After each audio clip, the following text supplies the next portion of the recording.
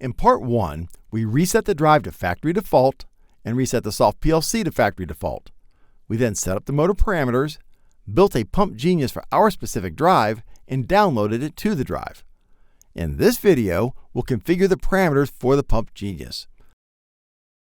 The good news is the Pump Genius is very capable.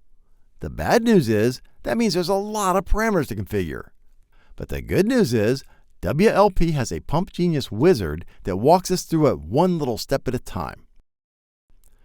Now, if you haven't done so already, double-click over here to bring up that wizard. We see this as a simplex version of the Pump Genius. That is, we're only using one motor and pump. Next. First, we set up the local and remote speed reference and control inputs. In the PID Quick Start videos, we used remote only, so we'll do that here too. In remote mode, when we're running the Pump Genius, the soft PLC will control the speed reference. We don't care about forward and reverse, so I'll set that to not used, and run stop will be controlled by digital input. Next dialog. We use the default digital input 1 to control run stop, which is what we did in the PID Quick Start video. We also use digital input 2 to control the auto manual mode of PID, but the Pump Genius doesn't allow that. You have to use digital input 3. We changed that wire in our test set in Part 1. We didn't use any other inputs, and we didn't use any outputs in the PID Quick Start videos. You would normally set the outputs to drive a process running light, a fault beacon, or one of the fault conditions. We'll just turn those off for now. Next. Here we set up our ramp times. You want to keep those as short as reasonable so they don't interfere with PID's ability to do its thing.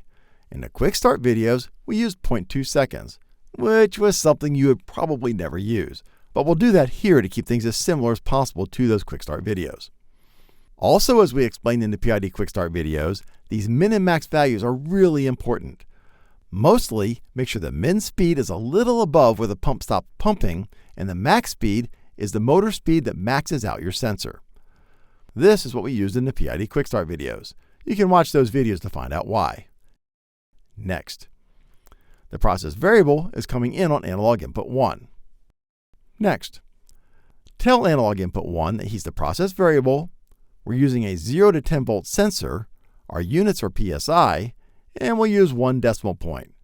Now don't forget to make sure that the dip switch on the I/O module is set to volts. This is where you set up the analog input. We don't need an offset, gain of 1 is good, and I always like to add a little filtering. Just keep it small or it'll make PID less responsive. These go with the min and max speeds we set back here. So when the motor runs from this min to max speed, our sensor runs from 0 to 15 psi. Notice this uses our engineering units. Now this is what PID uses to calibrate all of its calculations, so make sure you get this right. Again, see the PID Quick Start video for more information on that. Next. This is a forward or direct PID loop. That is, the pressure goes up when the motor speed goes up. Reverse would be like a cooling system, where the process variable, the temperature, goes down when the motor speed goes up. Next. Do we want the Pump Genius to always run automatically, control it manually, or use a digital input to switch between the two? We used a digital input to switch between the automatic and manual modes in the PID Quick Start, so that's what we're doing here. So this just says, use the digital input we assigned in parameter 265 back in the second dialog to control this switch. So digital input 3 will decide if we send the PID result or a value we manually set out to the drive. This is the bumpless mode we talked about in the PID Quick Start.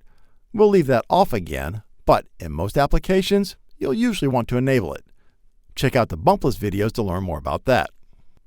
We'll use the Pump Genius default coefficients, which are a little different from what we used in the previous PID Quick Start videos. And we'll start the manual set point at 0 Hz so we aren't surprised when we turn this thing on. Next. We want the set point to be controlled by the drive's keypad, which can also be controlled by a network write. Next.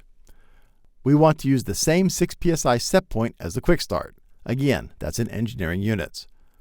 By the way, if you mess up on any of these dialogues, there's a handy default button down here which will reset that dialog. I've used that more than once. And hit Next. We'll skip sleep mode for this demo. There's a whole separate video on that if you want to learn more. It's great for things like tank filling applications or anytime you want PID to sleep until there's demand. Since we aren't using that, we skip the sleep mode configuration dialogs and go from this dialog 11 all the way to dialog 14, where we can add pipe charging. If enabled, it'll turn the motor on like this for this much time to pre-fill the pipes before reverting to PID control. This is common in irrigation systems or if you just need to prime your system. You can also specify a maximum amount of amps allowed during pipe charging so you don't overload the system during this time. We won't be doing pipe charging in this demo, so we hit Next. Here we can set up our high and low level alarms. Normally, you'd want to set the high alarm below the pipe's burst pressure and the low alarm to whatever your system needs. You'll get an alarm when either happens, and after the time specified, you'll get a fault and the drive will shut down. For this demo, we'll disable the faults by leaving our time set to 0. And we'll make sure the alarms are beyond our 0 to 15 psi range just to keep things simple. Next. You can set up a dry pump alarm. That is, if the motor speed revs up or the torque drops because there's no load, issue an alarm, and after so many seconds, issue a fault and shut the system down. We'll disable that by setting these beyond the min and max speeds we set in the third dialog and leaving the fault time set at 0.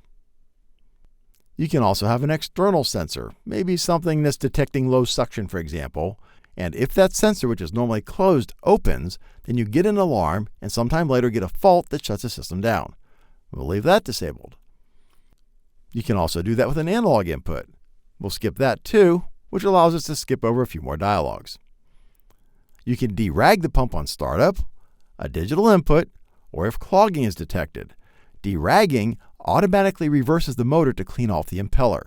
That's primarily for wastewater applications. We'll leave that off. We want the set point on the first line of the display, the process variable on the second line, and the current in amps on the last line. And we're done configuring the Pump Genius parameters. I like to drag to select this parameter summary, copy it, and paste it into a document so I have a written record of all the parameter values. You can also print it to all the usual places, including a PDF. Hit Finish, and it asks you if you want to send the values to the drive. Sure. And of course, remember to save the project so you don't lose everything you've done. Okay, in part 1, we put the Pump Genius app in the drive, and in this part, we configured the parameters. The drive is ready to go. Join me in part 3, where we'll do a live demo of the Pump Genius in operation. Meanwhile, click here to learn more about the WEG CFW500 drive. Click here to learn about Automation Direct's free award-winning support options, and click here to subscribe to our YouTube channel to be notified when we publish more videos like this one.